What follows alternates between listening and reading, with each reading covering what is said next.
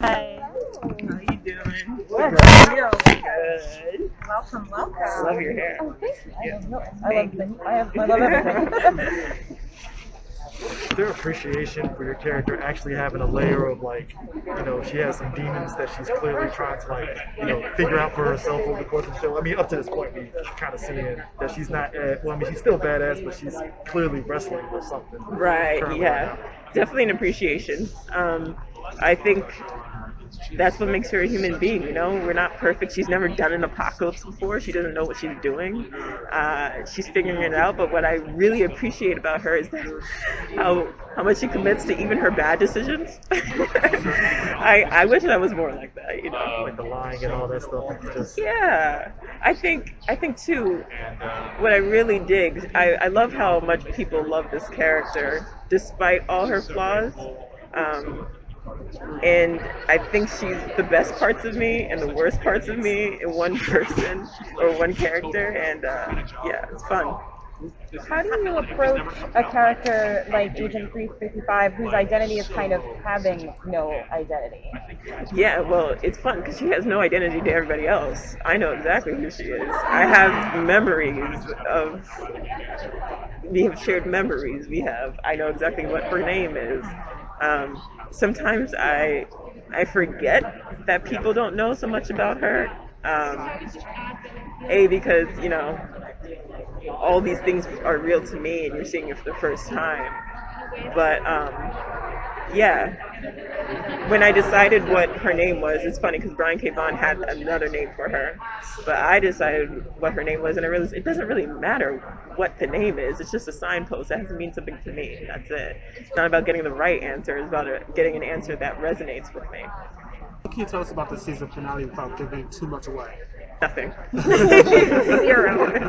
I can tell you nothing. Any tidbits? This world is about season finale is going to be a lot of collisions. Hey, it's going to be a lot. That's okay. There's a lot of collisions. Worlds are going to collide, and yeah, if you are a fan of the comics, you will definitely enjoy this season finale. What is like your favorite secret identity of hers? Because she has a lot. She puts on a lot of faces. Every episode, she's putting on 2 or 3 different faces. The favorite that we've seen. So I love Jade.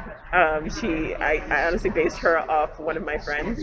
I love Sarah Bergen. I based her off this one girl that I know, this woman that I know that's very like, she's a specific sign. And I also love her in the 4th episode. I really based that whole dream sequence. So good. Thank you. So good. In that dream sequence, she was a mix between Eartha Kitt and Jessica Rabbit. Nice, yeah. And that was a personality. But I really love who she is, even when she's with Kimberly in episode 3. It was just a very small scene we had, but I really loved how small she can make herself and how big she can make herself with Yorick, but how small she can. And I think that is speaks to just the expansiveness of our human condition. We're all different people with different faces, and all the time. What was your reaction when you read that dream scene? What was my reaction? Well, Eli had told me in the audition that like there is a dream sequence, but when I read it and see how it changed, it made complete sense to me because this is a woman that has a bigness inside of her that she's just itching to come out. And again, it shows how far her humanity goes and how it's bubbling up and she can't even control herself. I loved it. It made sense. She's an artist. Deep down, she's an artist, and she's been a weapon, but she's wondering who else she can be in this world. I mean, that first episode that they introduce your character and stuff, were you kind of expecting that, like, oh, we thought that she was like, yo, she's the girlfriend of this person, and all of a sudden, oh, house explosion. Was like, wait a minute, what? So, I mean, what was your kind of reaction first seeing, like, I guess, reading the script for that whole sequence? My reaction, I guess, well, it was in the audition side, so it wasn't really surprising. But when I read that, I immediately thought this is a person who is ruthlessly pragmatic and I get it. And again, this is a person who can make herself super small, and she can also, she's flashy, right? She could have killed those people without blowing up a house, but she's flashy and extra. So she does a little dance, and she's very good at her job. And she's also very scary and dangerous, and she's not to be trusted. So that was I had the same reaction as you. Late into filming, when restrictions started getting lifted, were there any places in Canada that you actually visited while you were over there? No. Toronto. I mean, I was really lucky. Toronto, because we were on set all the time, we would go to all of these really beautiful different places. So I never felt really constricted in terms of being in the city of Toronto.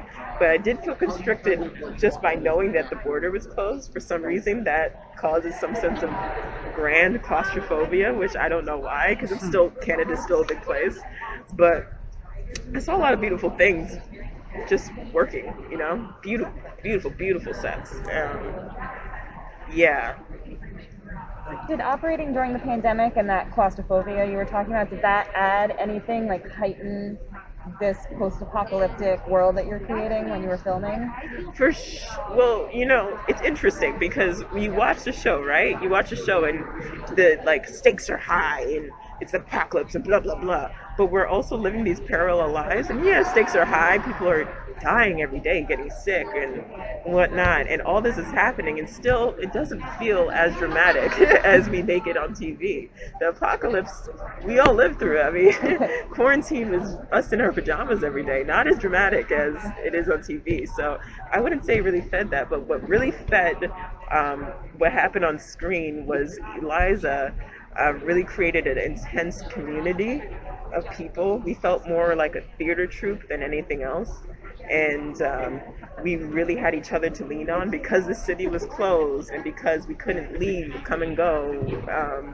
We all experienced quarantine together. It's that trauma bonding that happened, and these people are like my family now. And we also have 4 choreographed dances that we all know together because we found things to do. And that is what human beings want to do. And what I think the show portrays so well is that people are going to find lightness in all the fear and everything that's scary, all the scary shit, right? People are going to find connection. They can't even help themselves. I read somewhere that one of the aspects of the character you related to was that she's a workaholic. Yes. So is there a parallel of her putting everything into her work and then you taking on this character and putting everything you have into the character? I said that.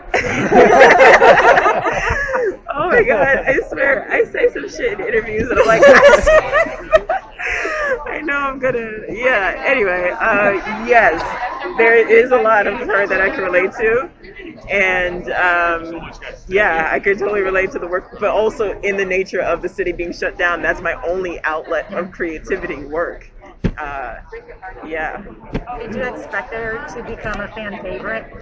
No, I certainly did not, but I still don't believe you when you say that. It's true. Yes, thank you so much. Thank you. So if you guys want to just piss in the room next Sorry. door, Girl, you want to take another photo? I'm sorry. I look this good. You do look good. You look great.